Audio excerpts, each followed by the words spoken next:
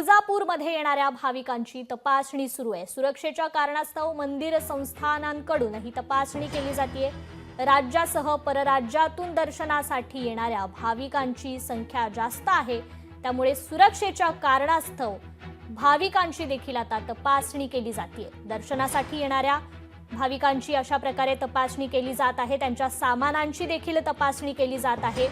सुरक्षेच्या कारणास्तव मंदिर प्रशासनाने हा निर्णय घेतलेला आहे।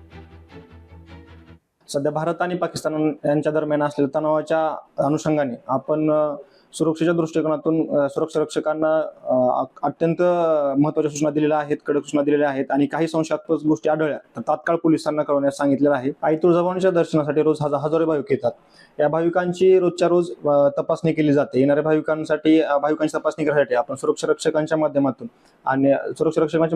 त्यांची फ्रिस्किंग करून मेटल डिटेक्टरच्या सहाय्याने आणि बॅक स्कॅनिंग, एक्सरे बॅक स्कॅनिंगच्या सहाय्याने तपासणी करूनच भाविकांना प्रवेश दिला जातो आणि त्यांची पूर्ण तपासणी झाल्याशिवाय किंवा काही गोष्टी संशयास्पद आढळल्या तर तात्काळ आपण पोलीस चौकीला कळवून त्यांचे तक्रार नोंद करून घेतो।